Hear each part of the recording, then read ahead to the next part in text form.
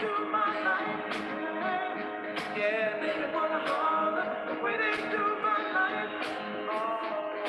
looks like, Whitney, did I do it right?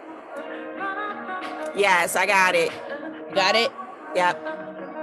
Perfect.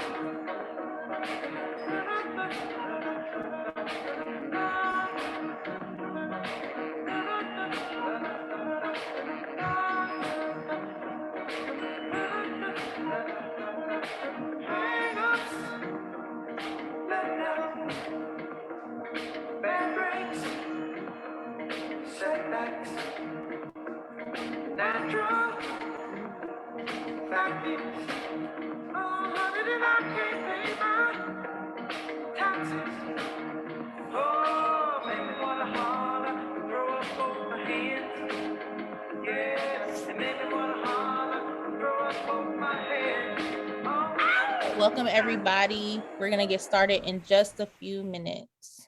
Oh, actually going to get started now. Good evening, everyone, and welcome as we recognize today as National Day of Racial Healing, and specifically coming together during this inaugural acknowledgement by the state of Pennsylvania. The Commonwealth of PA has issued a proclamation joining communities across the U.S. in designating Tuesday, January 18, 2022, as a day of racial healing. The National Day of Racial Healing was created and hosted by the W.K. Kellogg Foundation.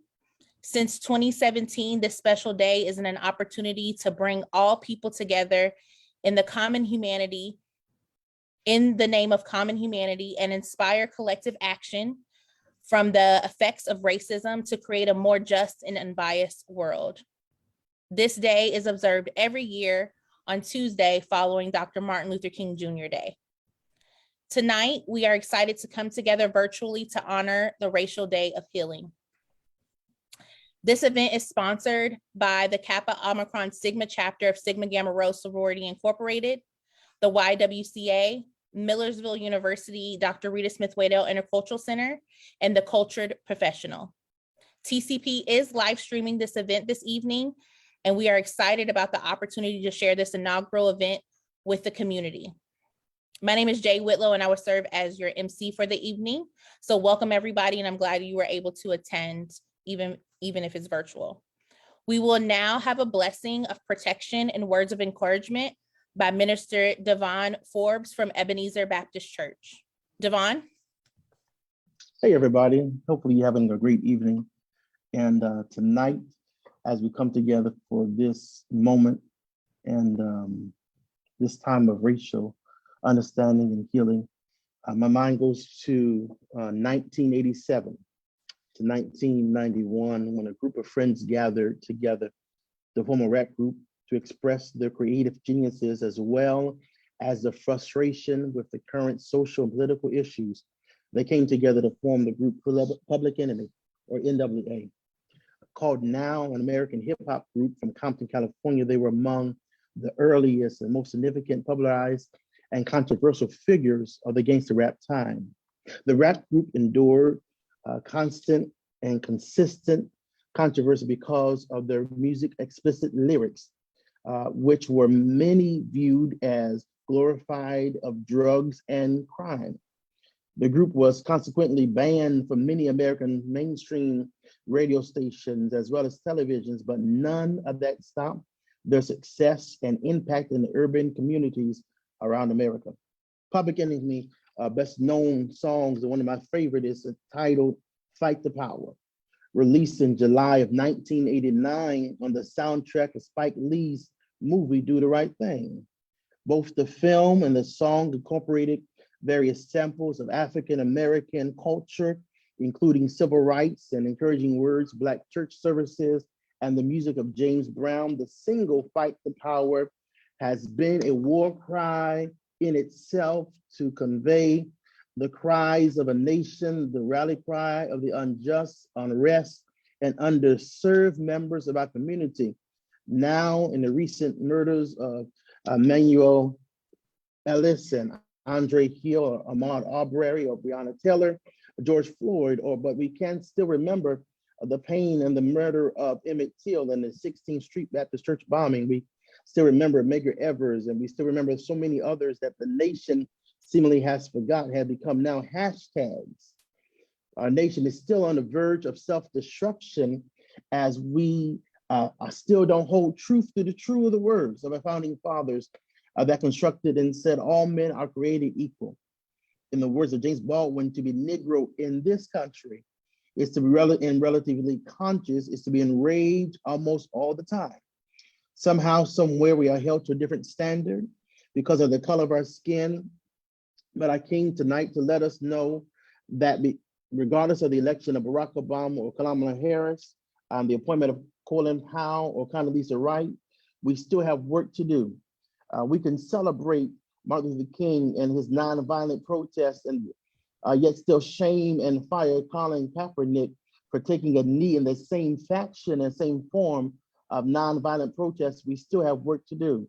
When Black students represent 31% of school-related arrests, and Black students are suspended and expelled 3 times more likely than white students, we still have work to do. We still have work to do when Democrats like Joe Manchin and Kristen Sinema are making clear that they are not going to vote to end the Senate filibuster and leaving us in the fate of hands of people we don't even trust for voting rights. We still have work to do. We still have work to do, and we remember perhaps our Sunday school lessons found in the book of James when he said, "Blessed is the one who perseveres under trials, because having stood the test, that person will receive the crown of life." That person will receive the crown of life the Lord has promised to those who love him. And I don't want to leave you, and I don't want to hold you long. My time is almost up because they said I had 10 minutes. My time is almost up, but I want to encourage you to remember what your grandma and your granddaddy told you and found in Hebrews chapter 10, that we as a people, that we as a nation, we cannot throw away our confidence because it will be richly rewarded. We would need to persevere because when we have done the will of God, we will receive what he promised. For in a little while, he will come. It says, for yet a little while, he who is coming will come and will not delay. But my righteous one will live by faith, and I take no pleasure in the one who shrinks back. Please get this. It says, but we do not belong to those who shrink back. As a nation, as a people, we do not belong to those who shrink back, but we are, because they are destroyed, but those who have faith and are saved. We are those who have faith. Our grandparents had faith and they persevered. Our parents have faith and persevere. Now, as a generation, we must have faith and persevere because we have made it through so far, but we still have work to do. Father, we pray even now in this moment that you brought us together tonight to remember not just your grace and your love, to remember not just still the racial unjust in our society, but remember that you still have your hand on our lives, God, that you have kept us in spite of society's pressure. You have kept us in spite of losing our minds, perhaps at times. You have kept us to still fight the power. And so, God, we pray your sons and daughters on this moment, on this night, that you will lead us and guide us and give us direction, that you will give us strength and courage, give us strategies and tools to be effective and to affect a change in the lives of your people. Father, your sons and daughters gather tonight on this platform and on this day, simply to say thank you for giving us grace and strength to make it this far in our lives and this far as a nation and this far as society, but give us the strength, the tools that are needed to go further, to make a change that will last for generations to come. So Father, we thank you for this gathering tonight. We thank you for those that have sponsored it and those that have led it. Now, God, give us the grace that is needed to do what you called us to do. We honor you, we trust you even now. In Jesus' name, amen. Thank you so much. I'm now going to turn it over to Venus Ricks, who is going to say a few words and introduce our keynote for the evening. Venus?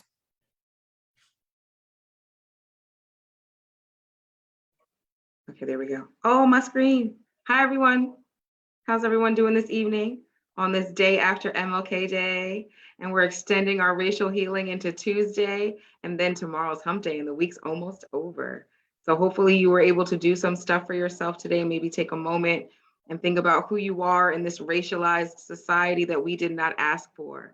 If you notice, for those that are joining us on Zoom, I put some information in the chat on what today is about. And as Jay shared, this is the Pennsylvania's first honoring of the day, and I'm glad that we could participate in that as a collective and a team. So I'd like to introduce our keynote speaker for the evening. As soon as I find there we go. Who's joining us from Penn State Hershey Med. So Reverend Brittany Powell serves the educational needs of the clinical pastoral education program at Penn State Health Milton S. Hershey Medical Center as supervisor. Previously, she was a CPE certified educator, candidate, and chaplain fellow at the Johns Hopkins Hospital in Baltimore and Goodwin House Bailey's Crossroads in Falls Church, Virginia. She's also served as a chaplain for Seasons Hospice and Palliative Care in Newark, Delaware. Originally from Atlanta, Powell earned a Master's of Divinity from Morehouse School of Religion at the Interdenominational Theological Center in Atlanta.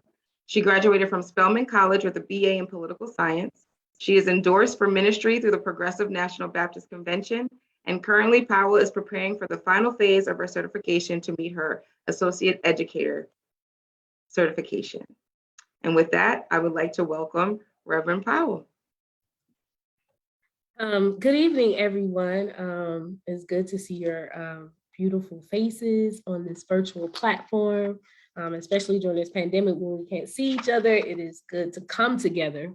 And so I'm glad to see you and your faces today. I also, for those who are in Facebook and on IG, I just want to thank my family and friends who are with me in this moment, my larger community. I also want to extend a special thanks to Courtney and Venus, who granted me this opportunity, and to the organization of Sigma Gamma Rho. I want to thank you, and to Millersville University and to the state of Pennsylvania. I want to thank you as well. And so I'm not going to be before you long. I do just want to give one little disclaimer. I am a preacher. So if something comes up and I start catch the spirit, something may happen, okay? I just want to throw it out there. It's just, I'm a keynote speaker, but I am a preacher. I'm gonna try to speak to you today and not preach to you, but I can't make promises. Dr. King was a great speaker, but he was a great homiletics. He was a great preacher. And so, you may call his speech a speech, but it's a sermon. It's just a sermon, and he's just preaching. So I want to say, one might ask, why do we need racial healing in America? There's been so much progress. There's the Amish, the Blacks, gays, Hispanics, Latinos, trans, whites that are in my community. We have achieved the American dream. After all, Martin's dream included his Black children being able to hold hands with white boys. This is true. Martin's dream gave us so much promise and hope. Martin's dream moved us in the era of desegregation, and the civil rights movement provided the legislation for Black people to vote. However, when I listened to Dr. King's speech, I've been to the mountaintop, which is the speech he delivered the day before he died, has such an eerie foreshadowing of what has to come, or what is to come, to Dr. King the next day. It's like he wrote it as if God had warned him his time has come. He's pleading to God, or maybe to those who desired to kill him, that he would like to live through the 21st century. He shared that there was still work that was unfinished. Martin's dream was not just a national dream, but it was a global one. Martin wanted equality, but he also wanted equal pay. Dr. King wanted to end poverty in the world, and Dr. King understood that equality could not come without collaboration. He understood that in order to move people to collaborate with one another, there first must be reconciliation. So here we are gathered here today to talk about racial healing. Over all these years, it is because our country is still struggling to reconcile. We have not reached the mountaintop. We are still in the valley, and reconciliation is the action of making one belief compatible with another. Reconciliation is meant to motivate people around their connections while honoring their disconnections. As a chaplain educator in training, I have observed my chaplain in teaching my chaplain students that there is easier for them to make connections with one another. It is very difficult for them to talk about why they are disconnecting with one another. Our disconnection is where our tension lies with each other. So much so, we must explore it and not ignore it. True healing and reconciliation requires deep introspective work. It's where we find the root of our pain. What is America's pain? What is the root of the citizens of America's pain? What is the pain of the state of Pennsylvania? I must parenthetically pause and take the autonomy and authority that I have as a speaker in this moment and ask this question: what is the pain of Black women in America? What is the pain of Black, trans, and queer persons in America? And what is the pain of Black men in America? And what is the pain of Black children in America? What is the root pain underneath racial healing? In order to receive healing, one must be in need of healing. So we are gathered here today because we are aware that we need healing, which means we are aware that there is a racial problem in America. We need healing from hate. I'm a new transplant here to Central Pennsylvania, and as I was riding from work from Hershey, PA, I was behind someone with a Black pickup truck that had a Confederate flag on his car, which read, "It's not hate, it's heritage." As a person who is from Georgia, seeing the Confederate flag was not new to me. It's a part of my childhood experience growing up in the South. However, I was curious about the use of the word heritage. The synonym for heritage for me, when I looked it up, said birthright. That's what I connected to, that connection of heritage is birthright. So if I switch that term, what I believe the driver is conveying to me as a Black passenger who's reading his description of what the flag means to him, it says, it's not hate, but it's my birthright. This ideology is constructed out of white supremacy. It is an ideology that supports the superiority of another human being. So what do we need healing from? Hate. The Civil War started over the issue of slavery. White liberals struggled, white masters struggled, white people struggled with the moral and ethical implication of slavery, so much so the country split and people picked up their guns and started a war. We know what that war ended like. We know that the South lost and the North won, and it led to, in 1866, that the first civil rights legislation was written into stone, and it was the first time slaves were giving American citizenship. It was the first time that African Americans was getting the status of American citizenship, but they did not give African Americans the right to vote. This left Black Americans below class status. This left Southern plantation owners, whites, devastated because slaves were considered property, and it left most of the Confederate whites to till their own land and rebuild and maintain their own property. And Blacks who could find means fled to the North to find jobs, and the Black Americans that were left found domestic jobs or started to sharecrop and work on the field. And so the pain of Southern whites is that they lost the possession of which they thought was their property and their birthright. Yet those Blacks and whites who stayed in the South endured a different type of pain.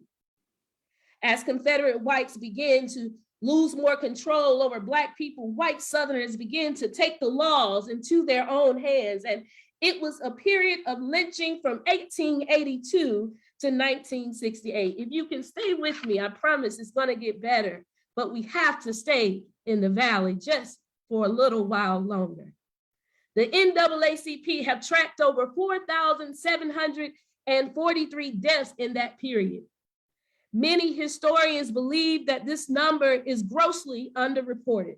States like Mississippi, Georgia, and Texas had the highest number. About 72% of the lynching was Black people. The other percent made up white people, Asian Americans, and Mexican Americans who helped Black people who were against anti-lynching. Lynching occurred when white citizens find means fled to the north. Whites were left. We're getting a little feedback out here, so I'm gonna pause. The other percent made up, so lynching occurred when white citizens took the laws into their own hands, such as Trayvon Martin coming from the store buying a bag of Skittles when Neighborhood Watch felt he was suspicious and took upon himself to make a citizen's arrest. In 2020, Ahmaud Arbery was jogging through the neighborhood and was gunned down by 3 white men when they decided to take the law into their own hands. The death of George Floyd was another example of a modern day lynching. Floyd was killed broad daylight by police officer Derek Chauvin, who took the opportunity and thought he was above the law and took the law into his own hands. And let me pause and say there are many Black women who have died at the hands of police brutality, and the names that I will recall and reflect, and you say your own names, but today I want to pause for Breonna Taylor and Sandra Bland.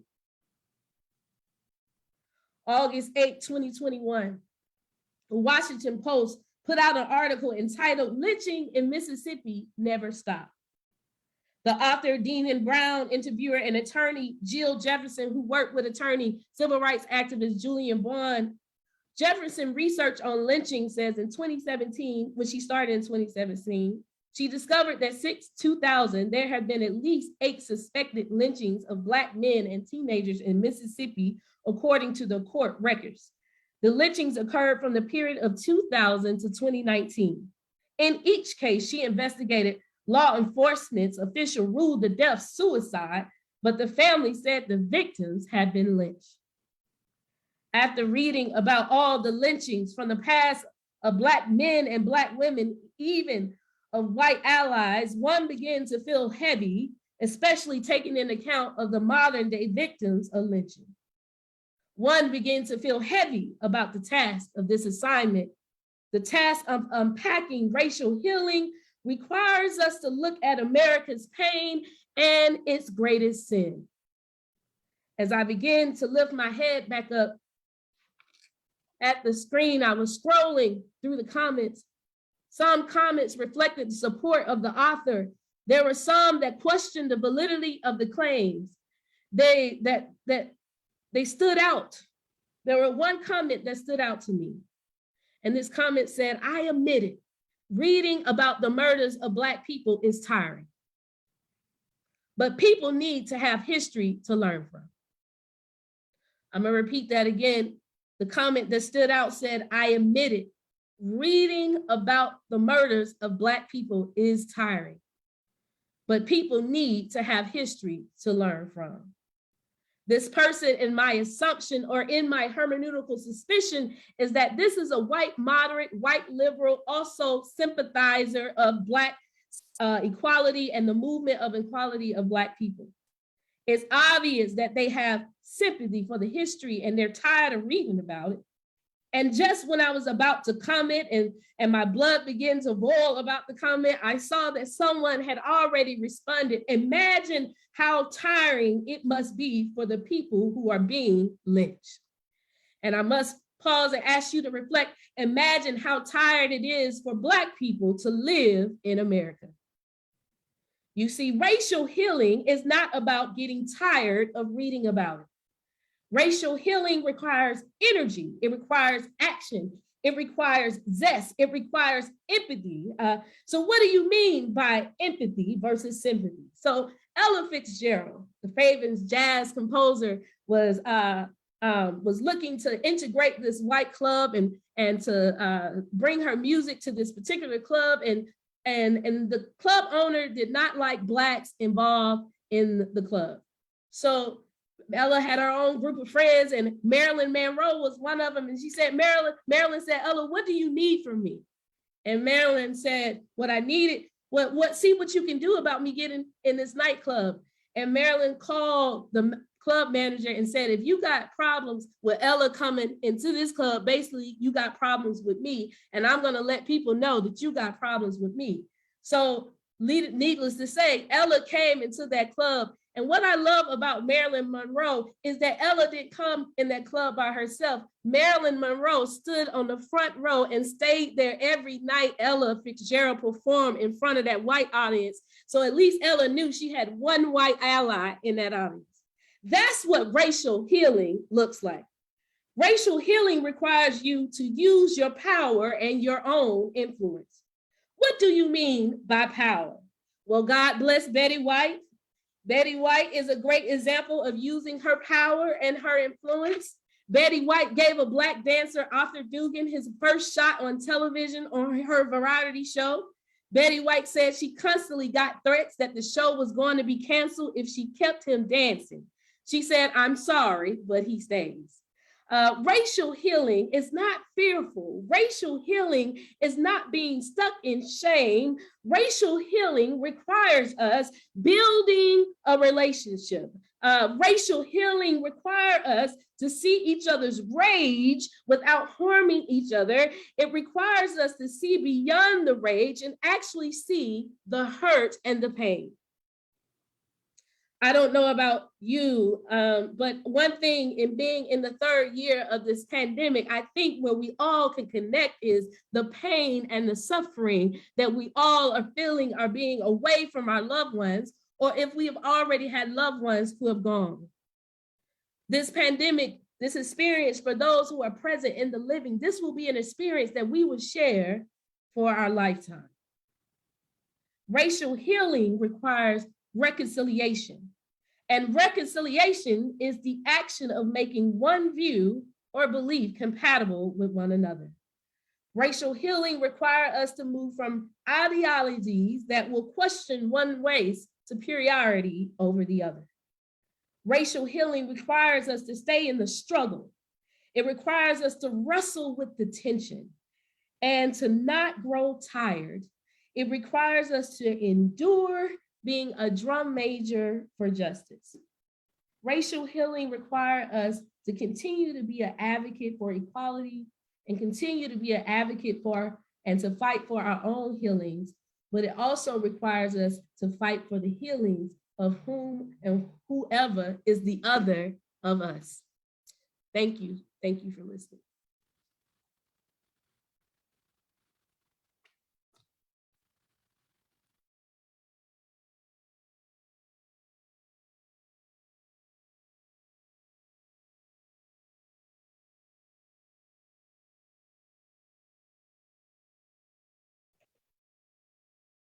All right, Jay, am I next? We have something else. Where's Jay?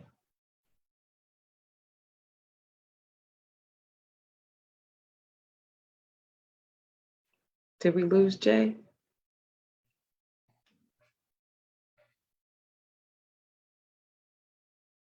Well, I'm not sure if we did or did not, but thank you so much. Sorry, I was trying to unmute. I'm sorry. Okay. There you go. I didn't know if I'm you were so having sorry. technical difficulties.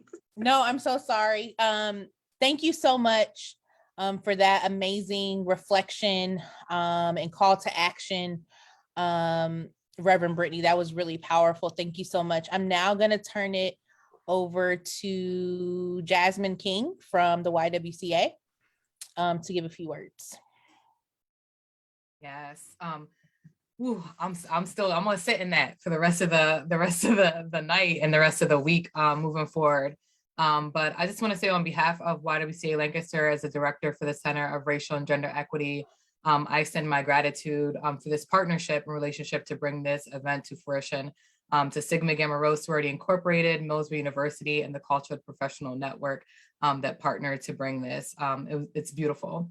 And of course, I'm in awe, if you can't tell, of our speaker, Reverend Brittany Powell, and what you brought to us this evening. So a huge thank you to you for being in this space today, and also to Minister Devon Forbes for being here and lending your voice and your prayer this evening. There's no denying that the fact that racism our society is seeped in racism. Whether you're a person of color who has experienced this pain in a deep way, or a white person who's coming to terms with and confronting the privilege and the realities of injustice, we need healing. We deserve healing. And as you continue to find ways to heal, we encourage you to spread the word of what you've heard today to others. The word that racial healing is necessary and is necessary in the work that we're doing. Thank you again for this opportunity, and we'll continue on with the evening. And so before we end, we have a little fun raffle, because you cannot end something without encouraging people to heal, right? So part of our healing is putting time into ourselves. And so I don't know about you all, but I like Target. And Target has lots of options to heal in there. You can buy lotion, you can buy t-shirts, you can buy, just about anything in there, snacks, chocolate, shaving cream, whatever you need. Oh, okay, sorry. I can't have double multitasking with chats to me in this. So my fabulous Sora is gonna snap me up later for getting distracted. Anyway, so we have two raffle gift cards, and one is for BM Tyson. BM Tyson, where are you? Woo! BM Tyson, you were the first person in the waiting room that was not part of the partners. So Thank you. get the first one. And Very grateful. The next one goes to Shona Harrell. Woo! Technically, we're not supposed to cheat with you, but all the three that were after are all people that are in chapters. So technically, I have to give it to you now. So now you both get to go to Target, not together unless you wanted to extend, but I need your emails. So BM Tyson, if you want to send me a private chat real quick, I can make sure to send you your electronic Target card. And then Sora Harrell, I know yours already, so I'll make sure to get you yours. So, and I just want to end us with thank you all so much for joining us. I hope that the words you heard this evening are encouraging and also kind of empower you to do a little bit more for those around you, but also yourselves. If we think about how we are stewing and marinating in this, many of us have been doing it longer than others. And so there's a lot of stuff embedded in our bodies that we don't realize we've taken in. So we have to really be practical and mindful of how we center ourselves, how we make sure we're staying healthy, whether it's how we eat, how we exercise, whatever that is. What do you need to do to be warding off the stuff? I tell people all the time, expand your imagination about what you think our world should be like. And although we're living in it right now and we're in a society that is full of hate at the moment and full of pain and full of affliction, we can still put some healing and some love back out there to counter that energy.